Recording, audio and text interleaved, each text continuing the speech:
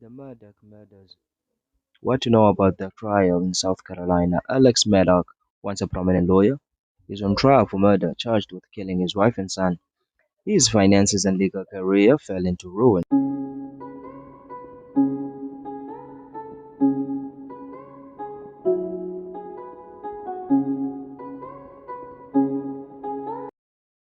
The tragic circumstances swirling around the lawyer and his family in South Carolina became only more perplexing over time, leading to several arrests, stunning twists, and now one of the most closely watched trials in the country.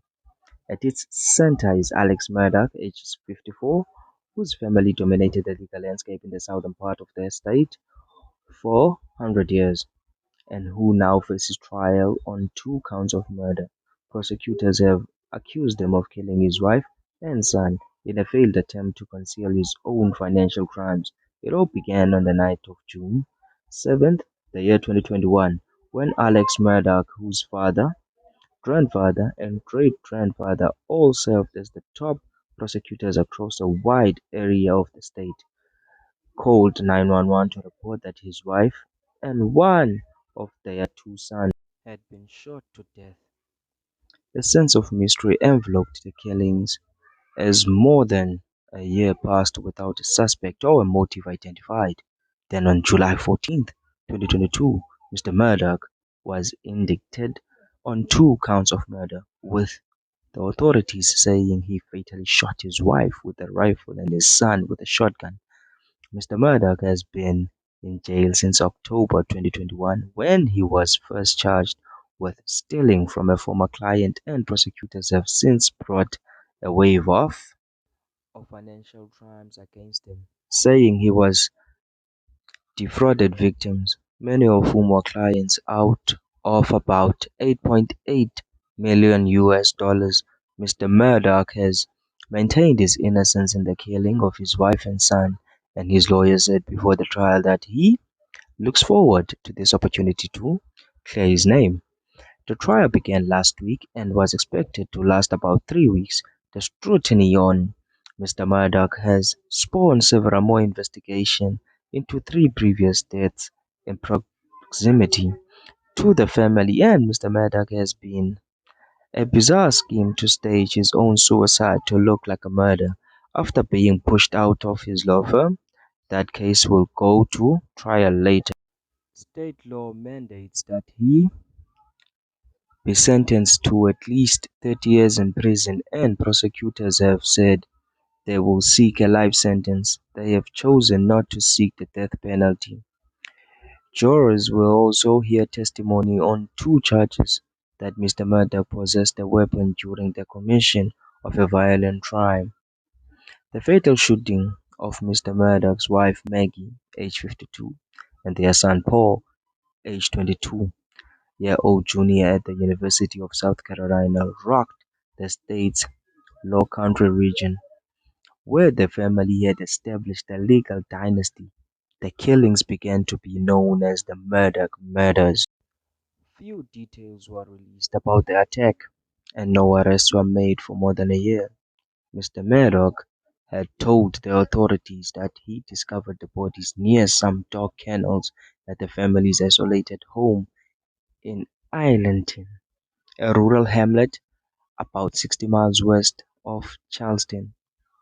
Mr. Murdaugh had been at home with his wife and son earlier on the day that they died, but phone records indicate that he left to visit his mother around 9 p.m.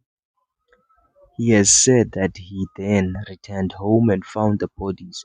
Prosecutors have said that he killed Maggie and Paul before leaving, then tried to create an alibi.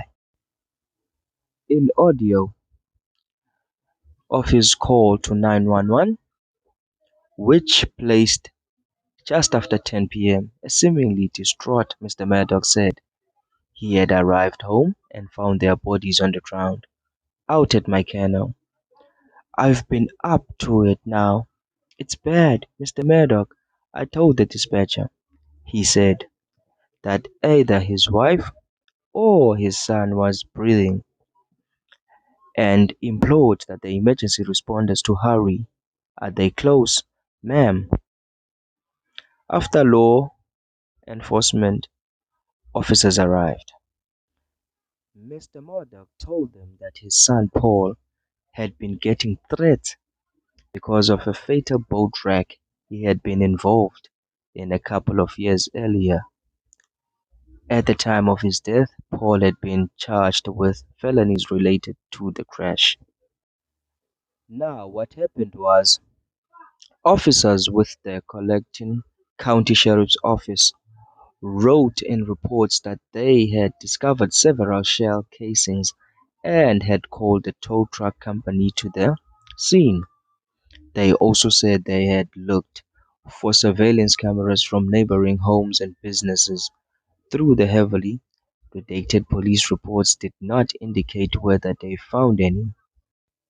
And then yet again, prosecutors say that they nearly 3 months after Mr. Murdaugh's wife and son were killed, an employee at his law firm, which founded by his great-grandfather more than a century ago, discovered a check that was supposed to be addressed to the firm but was instead made out to Mr. Murdaugh. That finding led the firm to investigate further, and when they discovered evidence of financial wrongdoings, to ask for his resignation, which he gave. The next day, September 4th, the year 2021, in, a, in another bizarre twist, Mr. Murdaugh claimed that he had been shot in the head on the side of a rural road by someone who drove by while he was changing a flat tire.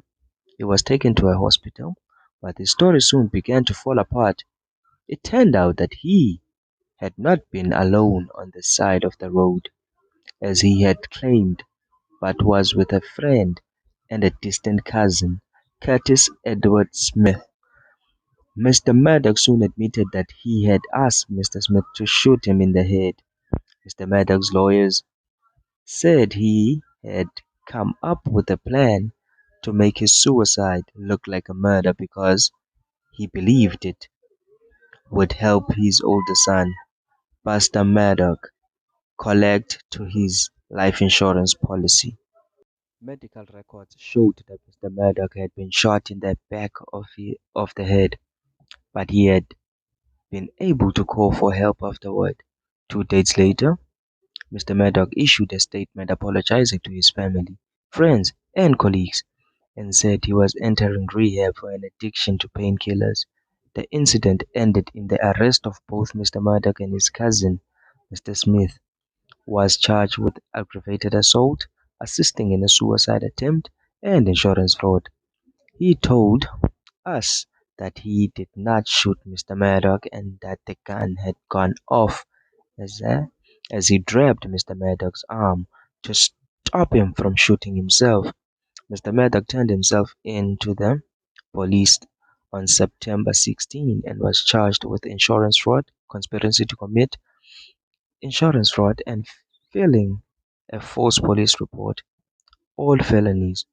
In July 2022, Mr. Murdaugh and Mr. Smith were indicted on conspiracy charges for what prosecutors said was to conclude all the evidence and the findings that were found by the court of South Carolina. I think it's fair to say, from my own perspective, that Mr. Murdaugh is guilty for killing his son.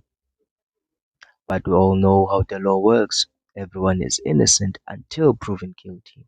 Please like and subscribe to our channel for more and more intriguing stories to come.